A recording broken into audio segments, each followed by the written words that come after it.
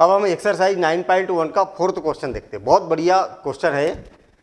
The angle of elevation of top of tower from a point on the ground which is 30 metre away from the foot of the tower is 30 degree. Find the height of the tower. बिल्कुल simple question है, बिल्कुल simple.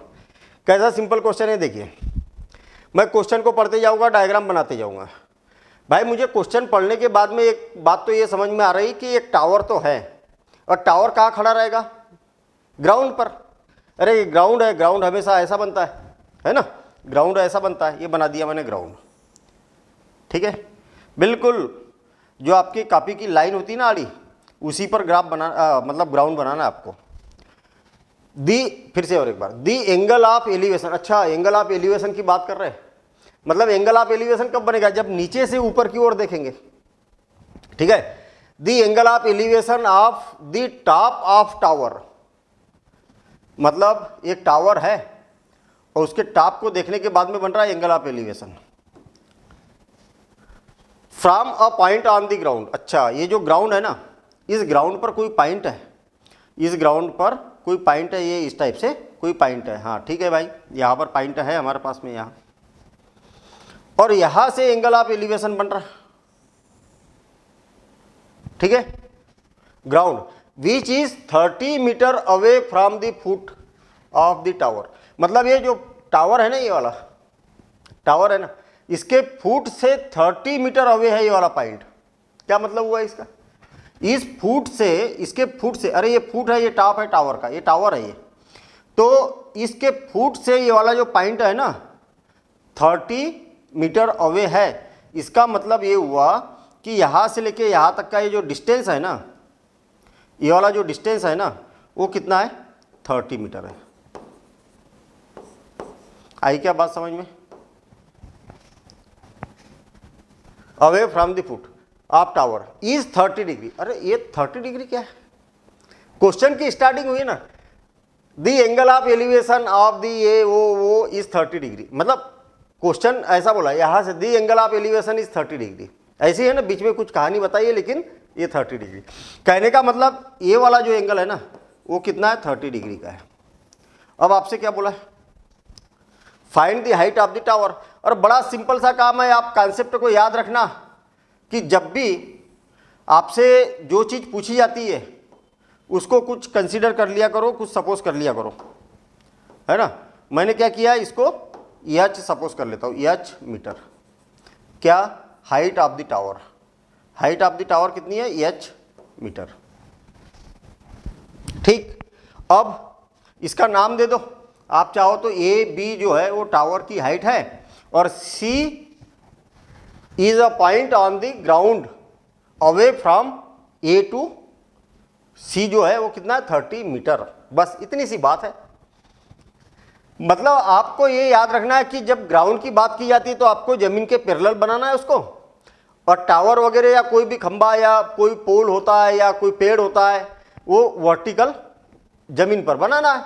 ऐसे तो होता है practically भी। तो इसको मैं शिफ्ट कर देता हूं इधर और सिंप्लीफाई करेंगे इसको। अब लेट क्या? ए बी क्या है भाई? टावर है। ए बी इज क्या है? टावर है, और इसकी वैल्यू क्या सपोज की हमने, जो फाइंड करना है एच मीटर। और ए सी कितना है? सी कहाँ पर है? ग्राउंड पर कोई पॉइंट है, और ए से सी का डिस्टेंस जो है वो 30 मीटर है। तो ए सी इज इक्वल टू कितना हो गया? 30 मीटर। और ये जो एंगल ऑफ एलिवेशन है वो कितना है? 30 डिग्री है, ये भी गिवन है। Angle of elevation A C, angle A C B is equal to 30 degree. इतना क्लियर है? आपको क्या बोला? एच फाइंड करना है। देखना आप इसमें क्या गिवन है और क्या फाइंड करना है। एच फाइंड करना है और बेस गिवन है। हाइपोटेनिस की तो कोई बात ही नहीं हो रही है।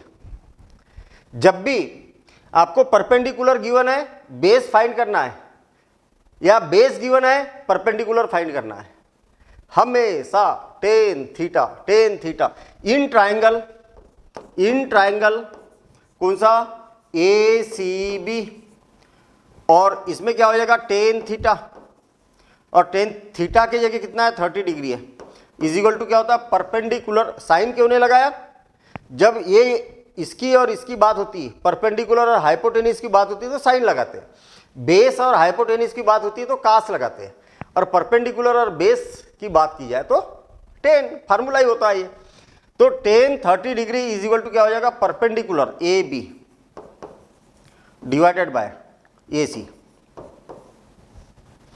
टेन 30 डिग्री कितना होता है, टेन 30 डिग्री 1 डिवाइडेड बाय √3, ठीक है ना।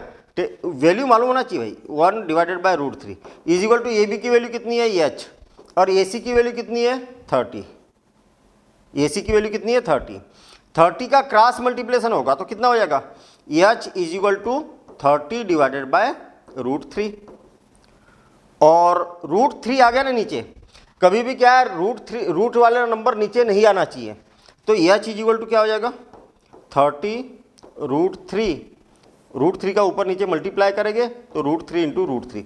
आपको मालूम है कि सेम नंबर रूट के अंदर आते हैं तो उसका रूट गायब हो जाता है, तो एच इज इक्वल टू क्या हो जाएगा, ये ये √3 और √3 क्या हो जाएगा 3 हो जाएगा, तो H is equal to 30 √3 divided by 3, तो एच इज इक्वल टू कितना होगा 3 से ये 10 टाइम 10 √3 मीटर। हेंस, है ना, काम हो गया अपना। Hence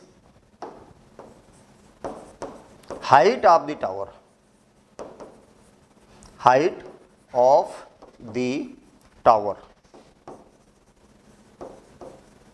is 10 √3 metre. बस यही हमसे पूछा गया था। कितना सिंपल सा काम है, बहुत ही सिंपल काम है, ठीक है ना। बस आपको इसको पढ़ने के बाद डायग्राम आना चाहिए, और फिर साइन का यूज करना है या कास का करना है या टेन का करना है ये मालूम होना चाहिए, बस इतनी सी बात है, ठीक है ना। चलिए आगे बढ़ते हम। और ये जो बातें हैं, अगर आपने ट्रिग्नोमेट्री अच्छे से पढ़ी है तो कोई दिक्कत ही नहीं आ रही होगी आपको, तो बड़ा स्मूथ लग रहा होगा, अच्छा सर इतना ईजी, हमने तो सुना था कि बहुत टफ है। अरे बिल्कुल ईजी है। चलिए अगला क्वेश्चन देखते हैं। A kite is flying at a height of 60 metre above the ground. भैया काइट कहाँ होती है, ऊपर। जो काइट है ना वो 60 मीटर ऊपर है एबो द ग्राउंड, ग्राउंड से 60 मीटर सीधा सीधा, ऐसा नहीं जैसे काइट उड़ रही ना, अरे काइट उड़ रही है ये, हाँ ये काइट है, तो ये काइट जो है ना वो 60 मीटर एबो द ग्राउंड, इसकी जो हाइट है ना ये वाली, ये 60 मीटर है। ऐसी रफ डायग्राम बना रहा हूँ मैं पहले। A kite is flying at a height of 60 metre above the ground, ये ग्राउंड है भैया, है ना, above the ground. The string stretched to the kite is temporarily tied to a point on the ground. अच्छा, इस kite को क्या किया टेम्पररी हमने, अरे काइट कैसे उड़ेगी, उसका मांझा रहेगा ना, थ्रेड रहेगा, जो स्ट्रिंग रहेगी उसकी, वो क्या है इस ग्राउंड पर टेम्पररी हमने क्या किया है, बांध दिया है। अरे काइट उड़ा रहा कोई बच्चा, उसको कोई थोड़ा सा छोटा सा काम आ गया तो उसने कहीं पर बांध दिया ग्राउंड पर काइट को, तो उड़ते रहे भाई तू, मैं आ रहा हूँ तब तक, ठीक है ना। तो ऐसी सिचुएशन बन रही है, और ये थ्रेड जो है वो क्या है, टाइट है, टेम्पररी टाइट, वो बांध के रखा है उसको। और पॉइंट ऑन द ग्राउंड, ठीक है, यहाँ तक हो गया। The inclination of the string with the ground is 60 degree. Inclination मतलब वो एंगल की बात कर रहा है, कहने का मतलब कितना इंक्लाइंड है वो, जो थ्रेड है ग्राउंड से कितना इंक्लाइंड है। इंक्लाइंड मतलब इंक्लिनेशन मतलब इंक्लाइंड से बना हुआ है, इंक्लिनेशन इंक्लाइंड मतलब कितने डिग्री का एंगल बनाया हुआ, तो 60 डिग्री बोला है इसने। Find the length of string assuming that there is no slack in the string. इसमें कोई स्लेक नहीं है भैया, ये सीधा सीधा है, ऐसा नहीं कि ऐसा ऐसा तिरछा होता है मांझा, है ना। तो आपको ये वाला फाइंड करना है, और आपको ये गिवन है, क्या गिवन है, 60 मीटर एबो, ये ऐसा है, सीधा tan थीटा लगेगा, ये गिवन है, ये फाइंड करना है tan थीटा।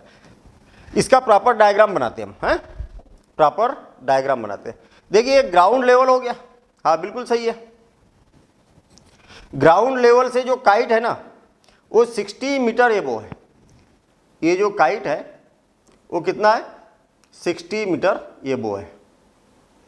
ठीक है, ये जो काइट है वो 60 मीटर एबो है ग्राउंड से। आई बात समझ में, ये ग्राउंड से 60 मीटर एबो है। इतनी बात हो गई क्लियर। ठीक है, ये है 60 मीटर एबो।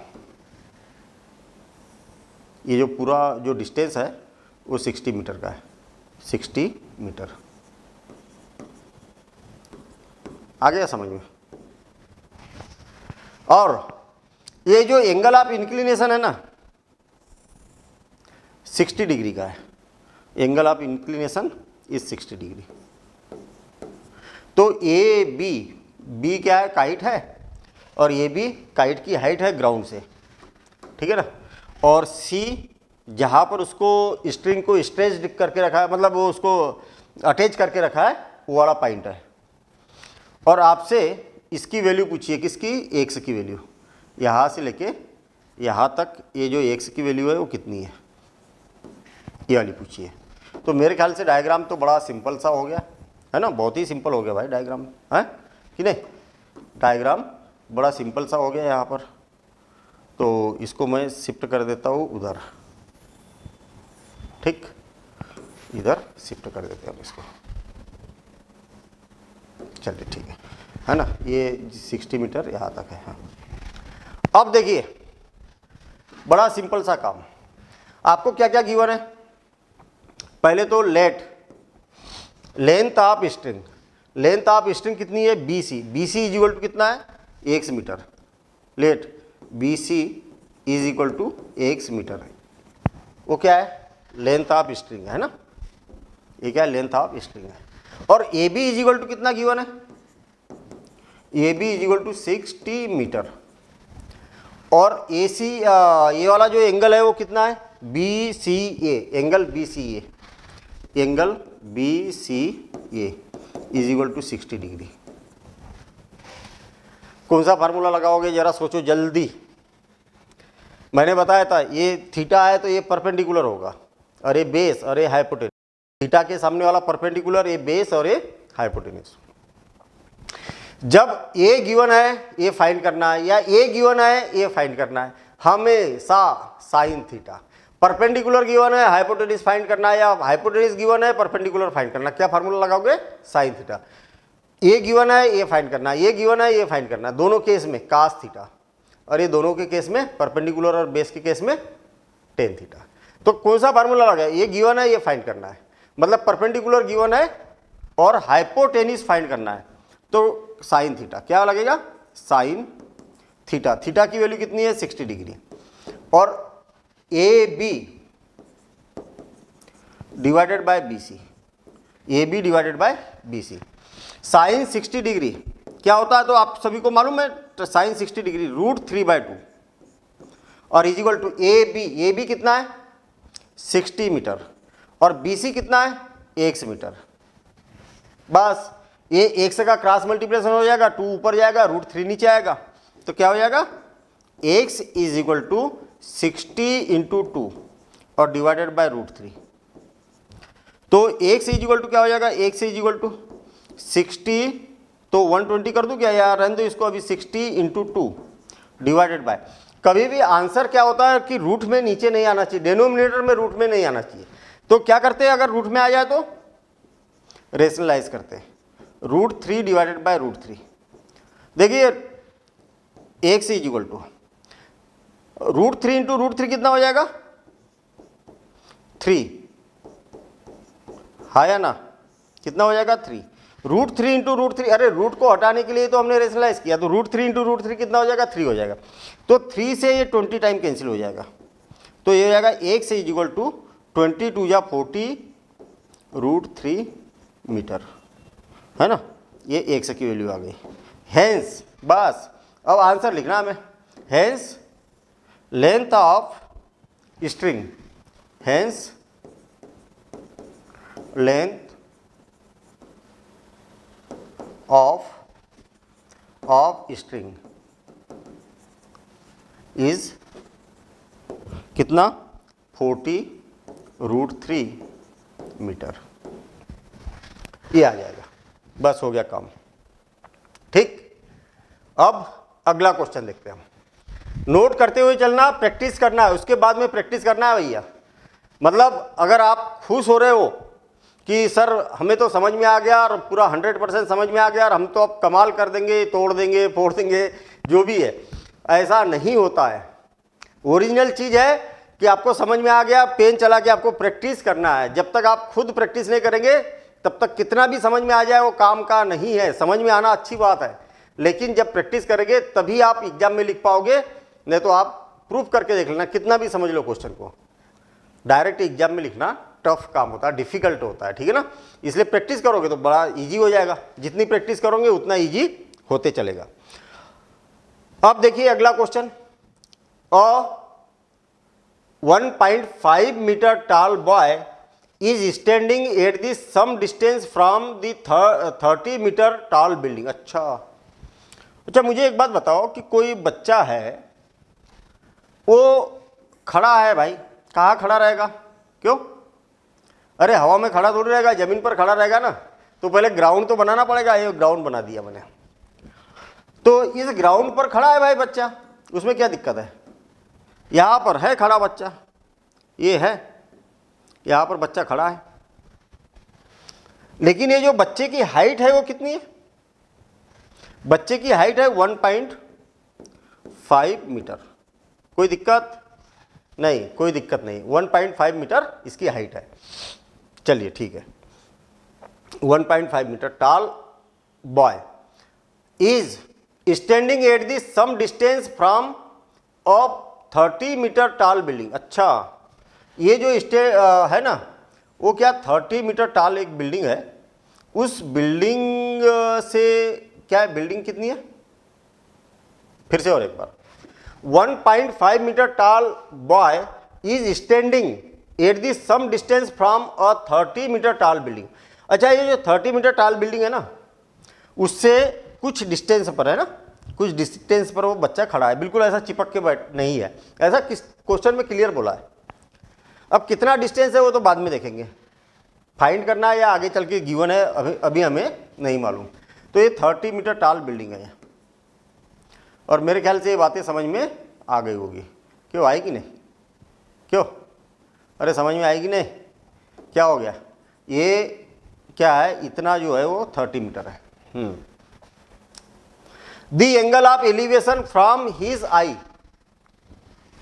अच्छा, angle of elevation from this eye. अच्छा, ये बच्चा है ना, इसकी आई कहाँ पर है? यहाँ पर है कि यहाँ पर है? बताओ जरा। अरे आंखें कहाँ पर है इसकी? पैर के पास में है कि सिर के पास में? सिर के पास में है ना।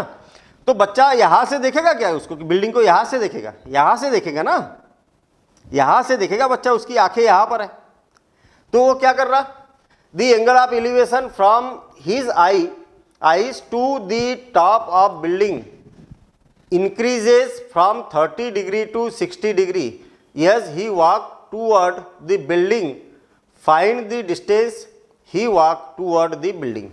बहुत बढ़िया।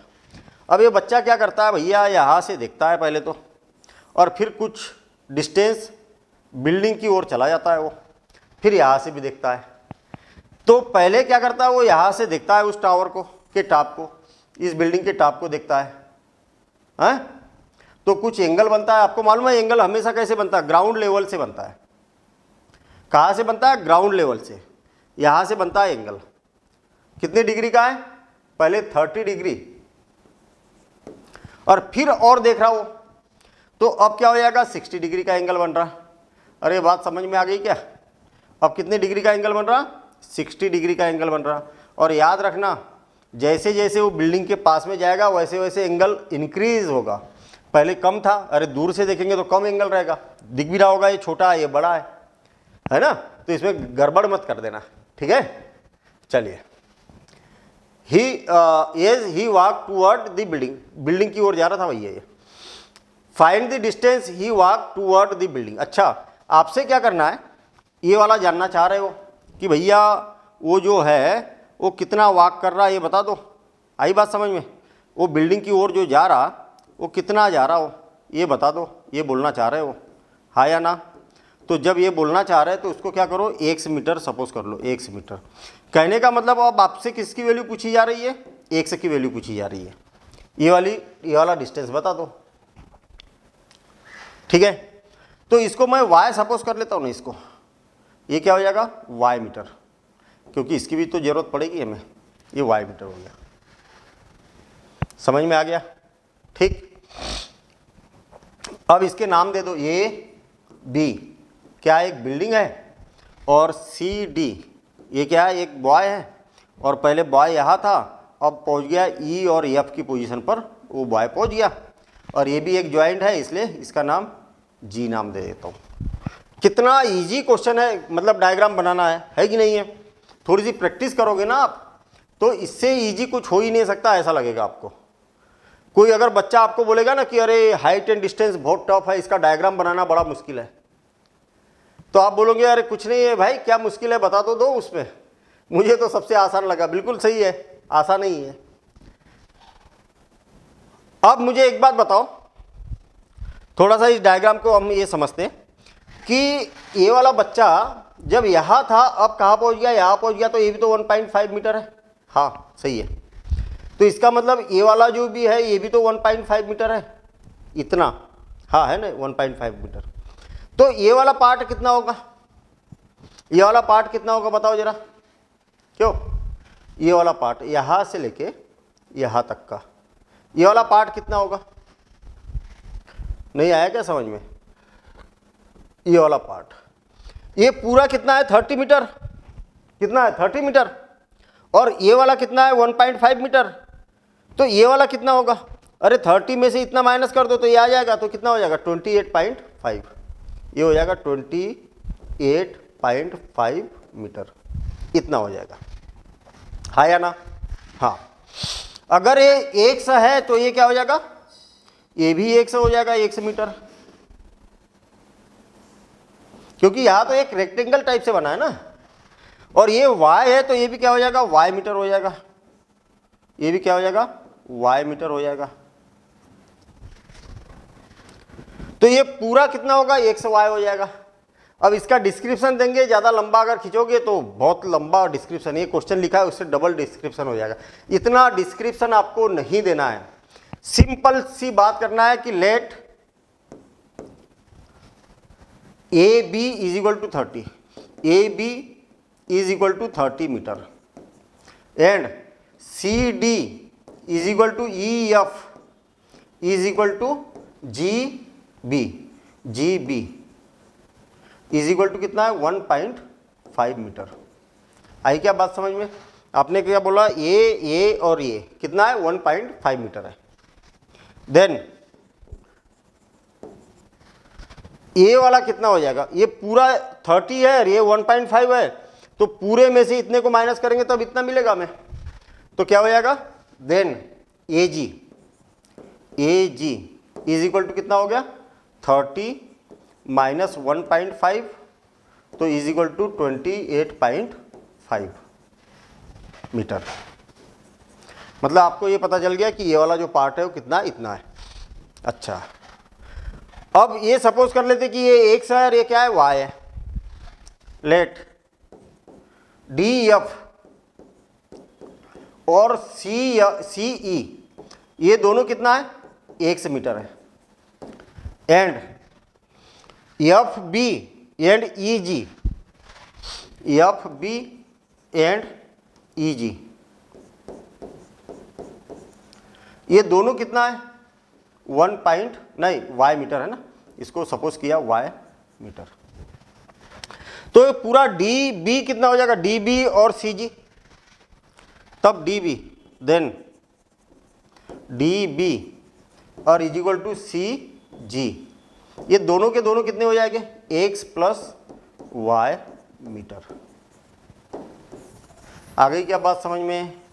थोड़ा सा ऐसा लग रहा होगा कि बड़ा क्वेश्चन है, क्या ऐसा नहीं है भाई, इजी है, हैं ठीक है। अब सुनो, आपको राइट एंगल ट्रायंगल ढूंढना है, कहाँ पर है, तो कहाँ पर दिखाई दे रहा है right angle triangle, right angle triangle कहाँ दिखाई दे रहा है, एक तो राइट एंगल ट्रायंगल दिखाई दे रहा मुझे यहाँ पर, दिख रहा ना यहाँ पर, हाँ। और दूसरा राइट एंगल और दूसरा राइट एंगल ट्रायंगल कहाँ पर दिखाई दे रहा? दूसरा राइट एंगल ट्रायंगल दिखाई दे रहा मुझे ये यहाँ पर, ये वाला। हाँ या ना? बस आपको यही तो करना होता है, यही चीजें करना होता है। आपको राइट एंगल ट्रायंगल ढूंढना होता है। तो दो राइट एंगल ट्रायंगल है, इसका मतलब दो बार काम करना पड़ेगा। एक बार ये रेड वाले के लिए कर लेते, फिर दूसरे के लिए कर लेंगे अपन, ठीक है। इन ट्रायंगल, इन ट्रायंगल कौन सा? ई जी ए या ए जी ई, ए जी ई, ये वाला ट्रायंगल ले रहे हैं। और इस ट्रायंगल में क्या लेंगे हम? परपेंडिकुलर मालूम है, बेस फाइंड करना है। परपेंडिकुलर मालूम है, बेस फाइंड करना है। तो क्या हो जाएगा? परपेंडिकुलर, अरे परपेंडिकुलर गिवन है, बेस फाइंड करना है। कौन सा फार्मूला? अरे हाइपोटेनिस की तो कोई बात ही नहीं हो रही है। परपेंडिकुलर की गिवन है, बेस फाइंड करना है, तो टेन थीटा, 10, और यहां पर थीटा की वैल्यू कितनी है? 60 डिग्री। इज इक्वल टू क्या हो जाएगा? A G divided by E G, A G divided by E G. Tan 60 degree की वैल्यू क्या हो जाएगी? √3 is equal to A G की वैल्यू क्या हो जाएगी? 28.5 डिवाइडेड बाय ई जी की वैल्यू क्या हो जाएगी? y। y का क्रॉस मल्टीप्लिकेशन करेंगे तो कितना हो जाएगा? y is equal to 28.5 divided by √3। और इसकी वैल्यू पूछी नहीं थी आपसे, पूछी थी क्या? नहीं, इसकी वैल्यू नहीं पूछी थी आपसे, ठीक है, कोई दिक्कत नहीं है। इसकी वैल्यू नहीं पूछी थी, पूछी तो इसकी वैल्यू थी, लेकिन इसकी वैल्यू जब तक नहीं मालूम रहेगी तब तक ये नहीं आएगा। क्यों? क्योंकि अब बड़ा ट्रायंगल बनने वाला है। Again in triangle, again in triangle कौन सा? बड़ा वाला, सी जी ए जी सी, ए जी सी। इस ट्रायंगल की बात करते हैं। इस ट्रायंगल में आपको ये बेस फाइंड करना है और परपेंडिकुलर गिवन है, तो कौन सा फार्मूला लगाओगे? 10 का ही फार्मूला लगाओगे। तो 10 30 डिग्री इज इक्वल टू क्या आएगा? Perpendicular A G divided by C G. ये कितना होता है? 1/√3 is equal to A G की वैल्यू कितनी है? 28.5 divided by x plus Y, इतना हो गया। अब x प्लस वाई आएगा इधर और √3 आएगा इधर, क्रॉस मल्टीप्लिकेशन होगा ना? हाँ, देखिए x प्लस वाई आएगा इधर और √3 आएगा इधर, 28.5 √3, ठीक। y की वैल्यू रख देंगे हम, तो x plus 28.5 divided by √3 is equal to 28.5 √3, और 28.5 √3 उधर जाएगा तो क्या हो जाएगा? x is equal to 28.5 √3 divided by कुछ नहीं है 1 है, और 28.5 डिवाइडेड बाय √3। ये मेरे ख्याल से समझ में आ गया होगा। ये उठ के उधर गया, बाकी इसके अलावा कोई काम नहीं है। अब एलसीएम कितना आ जाएगा? √3। 1 से डिवाइड करेंगे तो √3 टाइम, और √3 का ऊपर मल्टीप्लिकेशन करेंगे तो क्या हो जाएगा? 28.5 इंटू √3 इंटू √3 तो कितना हो जाएगा? 3 हो जाएगा, माइनस 28.5। 28.5 एलसीएम कॉमन निकलेगा दोनों में से, 28.5 कॉमन निकलेगा तो ये हो जाएगा 3 - 1 और डिवाइडेड बाय √3, ठीक है। तो एक काम करो ना, √3 का ऊपर नीचे मल्टीप्लाई भी कर दो, √3 का ऊपर नीचे मल्टीप्लाई भी कर देता हूँ, रेशनलाइज कर देता हूँ। तो ये क्या हो जाएगा? ये क्या हो जाएगा? √3 और डिवाइडेड बाय √3 इंटू √3 कितना हो जाएगा? 3। ये बातें समझ में नहीं आई होगी ना, समझ लेंगे अपन। यहाँ पर आ जाएगा 28.5 इंटू 2 √3, अभी समझ लेंगे भाई, हाँ, डिवाइडेड बाय 3। और 3 से 3 9 जा 27 और 3 5 जा 15, 3 5 जा 15 और इससे इसका डबल कितना हो जाएगा 9 18 19 19√3 19√3 मीटर। नहीं आया समझ में कोई टेंशन मत लेना, अभी मैं समझा रहा हूँ इसको, ठीक है ना। नहीं तो पता लगा टेंशन ले ली, जबरा नहीं फालतू की टेंशन ले ली, अरे सर हमें तो समझ में ही नहीं आया, और फिर जब मैंने समझा दिया और तो फिर समझ में आ गया, फिर आपको पता चला कि अरे यार हमने तो फालतू ही टेंशन ले ली थी यार, हैं। ये तो सब समझ में आया। तो ये क्या हो जाएगा, इतना आंसर आ जाएगा, है ना। ये क्या हो जाएगा √3।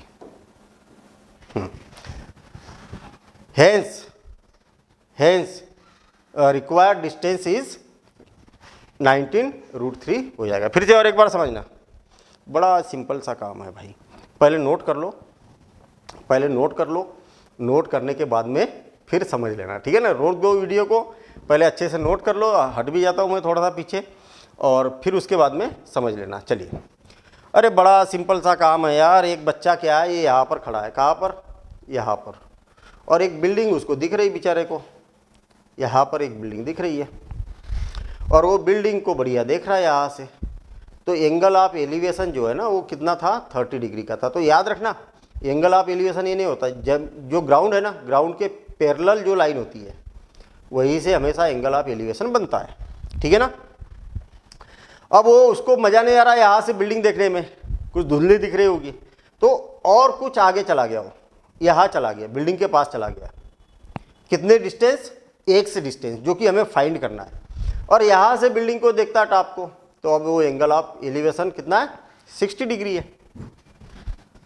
और वो जो बिल्डिंग थी ना वो कितनी है, 30 मीटर हाइट है। तो हाइट से क्या लेना देना उसको, तो उसकी आंखें यहाँ पर है ना, यहाँ से देख रहा है ना वो, इसीलिए यहाँ से आपको लाइन बनाना पड़ेगा, क्योंकि यही से तो एंगल बन रहा है ऐसा। ये हो गई बात क्लियर। ये बच्चे की हाइट 1.5 थी, तो यहाँ पर भी तो 1.5 रहेगी, इसका मतलब ये भी 1.5 रहेगा। बिल्डिंग की टोटल हाइट 30 है, ये 1.5 है, तो ये हो जाएगा 28.5, ठीक है। ये x है, ये y है, सपोज किया हमने। अब हमने क्या किया, इसमें ट्रायंगल ढूंढे, तो एक ट्रायंगल तो ये दिख रहा, तो ये वाले राइट एंगल ट्रायंगल ढूंढना है आपको, कोई भी ट्रायंगल नहीं ढूंढना भैया, ये राइट एंगल ट्रायंगल ढूंढ लिया। इसमें परपेंडिकुलर मालूम है, बेस फाइंड करना है, तो टेन थीटा का फार्मूला लगेगा AG/EG, और सिंप्लीफाई किया तो इतना आ गया, ठीक है ना। फिर उसके बाद हम ये बड़ा वाला ट्रायंगल लेंगे, ये वाला डिस्टेंस कितना है, x + y, ये AB और AB है ना, दोनों मिला के x + y, और ये वाला डिस्टेंस कितना है 28.5 मीटर। तो परपेंडिकुलर गिवन है और बेस फाइंड करना है, तो क्या tan थीटा, ये लगा दिया tan थीटा।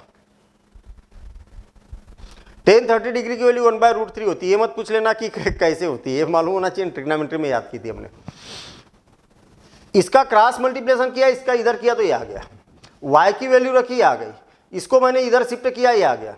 इसका एलसीएम √3, आपको मालूम है ना √3 क्या आ गया, एलसीएम आ गया। आप क्या करो, यहाँ पर जो भी होता है ना उसको एलसीएम में मल्टीप्लाई कर दिया करो, ये हमेशा यहाँ पर क्या आएगा ये पता चल जाएगा। देखिए √3 × √3 कितना हो गया 3, और 28.5 × 3 आ गया कि नहीं ऑटोमेटिक। अब देखना यहाँ पर क्या आएगा ये पता करना है अपने को, यहाँ पर तो ये जो है ना इसको एलसीएम में मल्टीप्लिकेशन कर दो, तो देखिए √3 से √3 कैंसिल, तो कितना आया 28.5, और नीचे जो √3 आया ना एलसीएम उसको रेशनलाइज भी कर दिया, इसको क्या कर दिया रेशनलाइज भी कर दिया, क्योंकि नीचे रूट नहीं आना चाहिए।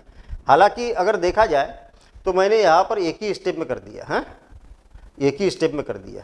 अगर आप एक स्टेप यहाँ पर और बढ़ा देते हो तो ज़्यादा अच्छा है, यहाँ पर एक स्टेप और बढ़ा देते हो तो ज़्यादा अच्छा है ऐसी वाली। तो यहाँ पर ये डायरेक्ट मल्टीप्लिकेशन ना करके तो फिर ज़्यादा अच्छे से समझ में आ जाएगा, है ना। ये इसको हटा देता हूँ, इतना तो आ गया होगा समझ में। अब √3 का ऊपर नीचे मल्टीप्लाई किया हमने, तो √3 और √3 कितना हो जाएगा, नीचे 3 हो जाएगा, और यहाँ पर जो √3 है इसमें से 28.5 ये कॉमन निकाल दिया, तो ये क्या हो जाएगा 3 - 1, ये हो गया √3। 3 माइनस 1 कितना होता है 2, और 2 का इसमें मल्टीप्लिकेशन करेंगे तो इतना आ जाएगा, और 3 से नहीं, पहले तो ये 3 से ये कैंसिल हो रहा है इतने बार, और कितने टाइम 9.5 टाइम, और बस हो गया ना। 9.5 का 2 में मल्टीप्लिकेशन करके तो इतना आ गया, √3 आ गया, बस हो गया काम। ठीक है, मज़ेदार काम था। कौन सा क्वेश्चन था ये? 6th क्वेश्चन ना। कौन सा क्वेश्चन था? 6th question. ठीक, तो अपना यहाँ पर 6 क्वेश्चन कंप्लीट हो गए भैया। ठीक, बाकी के क्वेश्चन अपन पढ़ेंगे हम अगली क्लास में। ठीक है, तो मज़ेदार चल रहा है काम, बिल्कुल स्मूथ चल रहा, कोई यहाँ तक दिक्कत नहीं आ रही है, और आप यकीन करो कि आगे भी कोई दिक्कत नहीं आएगी, बल्कि पूरे 10th क्लास के मैथ्स में कोई दिक्कत नहीं आएगी। हाँ, थोड़ा सा ऐसा कैलकुलेशन की आपको प्रैक्टिस करना पड़ेगा। जो चीज़ नहीं मालूम, जैसे अगर मान लिया जाए आपको बेसिक चीज़ें नहीं मालूम ना, तो YouTube पर पूरा फ्री वीडियो पड़े हुए है बेसिक मैथ्स के नाम से। बेसिक मैथ्स के नाम से वीडियो देखोगे ना आप, YouTube पर रखा हुआ है अपने टी-स्टेक चैनल पर। ठीक है, फ्री ऑफ कास्ट है। प्लस माइनस मल्टीप्लिकेशन डिवीजन सब कुछ पूरा बिल्कुल जीरो लेवल से वहाँ पर समझाया हुआ है। आप वो बेसिक कंप्लीट कर लो। अगर कहीं दिक्कत आती है मल्टीप्लिकेशन में, डिवीजन में, रेशनलाइजेशन में, सब कुछ वहाँ पर बताया। डिविजिबिलिटी में जितना बेस की ज़रूरत पड़ती है वो सारा बेसिक मैथ्स में दिया हुआ है। तो मिलेंगे हम अगले वीडियो में इसके नेक्स्ट क्वेश्चन के साथ में। Thank you, all the best.